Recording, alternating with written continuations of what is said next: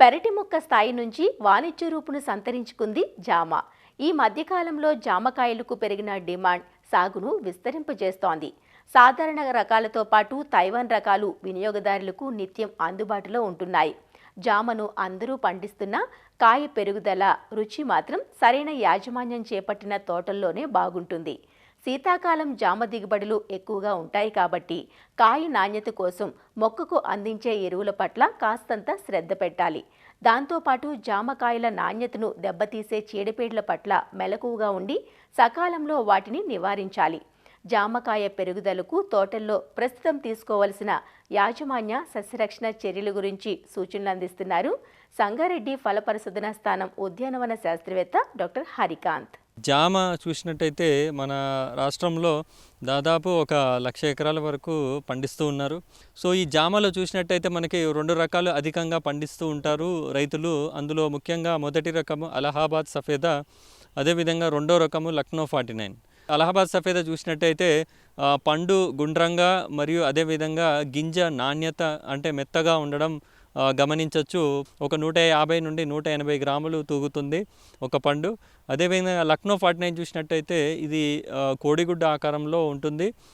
ఇది దాదాపు మనకి 220 గ్రాముల వరకు తూగుతూ ఉంటుంది. సో ఇందులో కొంచెం లక్నో 49లో కొంచెం గింజ అనేది కొంచెం గట్టిగా ఉండడం మనం గమనించవచ్చు.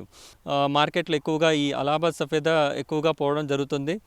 ఈ లక్నో 49 అనేది నిలవ శాతం ఎక్కువగా ఉంటుంది కాబట్టి కొన్ని ప్రాంతాల్లో ఇది కూడా ఎక్కువగా మనము చూస్తూ ఉంటాం. ఇప్పుడున్న పరిస్థితులు చూసినట్టయితే తోటల్లో ఇప్పుడు కాత సమయం కాబట్టి చలిలు తీవ్రత కూడా ఎక్కువగా ఉండడం వల్ల రాత్రి చలికి మరియు తెల్లారి ఎండకి వ్యత్యాసం ఉండడం వల్ల పండు నాణ్యత అనేది పెరుగుతుంది.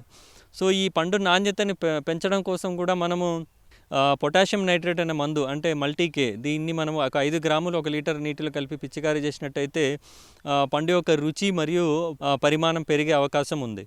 ఇందులో సూక్ష్మ లోపాలు అనేది మనకి జామలో కనిపిస్తూ ఉంటుంది ఆకు రూపంలో. ఈ సూక్ష్మ లోపాలని ఏదైతే ఎర్రగా మారిపోతున్నాయో ఆకులు మరియు తెల్లగా అంటే పసుపచ్చ కలర్లో మారుతున్నాయో వీటిని మనం అధిగమించడానికి ఫార్ములా 4 అదేవిధంగా ఫార్ములా 6 5 గ్రాములు 1 లీటర్ నీటిలో కలిపి పిచికారీ చేసినట్టయితే ఈ సూక్ష్మ లోపకాల నుంచి కూడా మనం అధిగమించవచ్చు.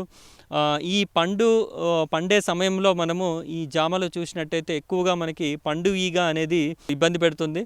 సో ఈ పండు ఈగని మనము అధిగమించడానికి ఫిరమోన్ ట్రాప్స్ అంటారు. ఈ బుట్టల్ని మనము చెట్టు కొమ్మల దగ్గర అమర్చినట్టయితే 5 వరకు మనం 1 ఎకరానికి అమర్చినట్టయితే ఈ పండు ఈగ నివారించుకోవచ్చు. అదేవిధంగా కొంతమంది రైతులు మనం చూసినట్టయితే ప్రతి పండు కూడా బ్యాగింగ్ అనేది వేయడం జరుగుతుంది. మనకి బటర్ పేపర్ బ్యాగ్ కానీ లేదంటే రెడ్డిష్ బ్రౌన్ పేపర్ బ్యాగ్ కానీ ఒక్కొక్క పండుకు ఒక్కొక్క బ్యాగ్ తొడిగినట్టయితే పండు ఈగ నుండి కూడా నివారించుకోవచ్చు. అదేవిధంగా కాయ నాణ్యత కూడా ఈ బ్యాగింగ్ టెక్నిక్ వల్ల కాయ నాణ్యత కూడా పెరిగే అవకాశం ఎక్కువగా ఉంది.